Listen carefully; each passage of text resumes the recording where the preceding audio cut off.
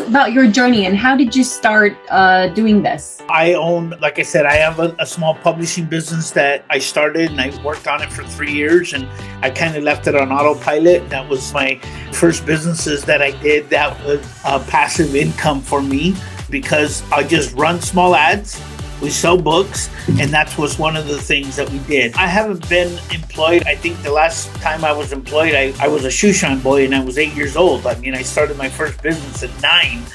I have always been into this, but after seeing hundreds of families pay millions and millions of dollars in probate fees in the real estate industry, because that's where I've made my small fortune. I don't say, I'm not a gazillionaire, but I live well. We take great vacations. We take 2-3 months at a time. And after seeing that, we said, how can we best bring value to the marketplace and be able to add a great foundation to people that are self-employed and that are entrepreneur spirits? How do we help people keep their assets that they work for? So that's where we ended up coming up with the software. We invested millions of dollars to be able to generate the software that can help people. And this is why it costs less to do an estate plan with us than anybody else. Because we use a software, we paid an attorney, the attorneys drafted software to be able to be used in anywhere in the United States.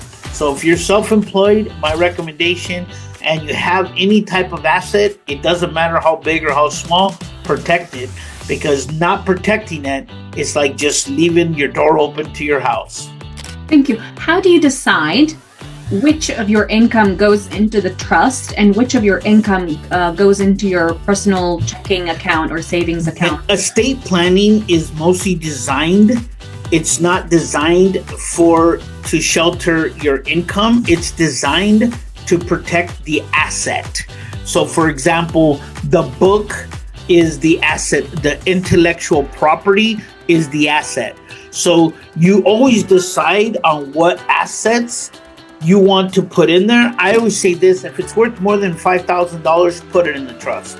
Because other than that, that's how you protect it. So I would say, I got a watch collection. We have a lot of things that go into the trust. We put those into the trust. It's a mandatory must to anything over $5,000 should be put into the trust. Thank you. So then how do you decide how much of that do you kind of keep to yourself to kind of live and, have other... Well, this specific trust is an estate planning trust. It's not how I decide. Everybody, it's, you got to look at your own financial plan and look at where you want. I'm a W-2 employee, but I'm a W-2 employee in 3 corporations, right? It's because in where we live, we're a high taxable state. We want to avoid paying as much as we have to, but the living trust, it's a revocable living trust, is mostly designed to protect your assets from lawsuits, from people trying to steal it from you, and it's very private because a living trust is only for your information.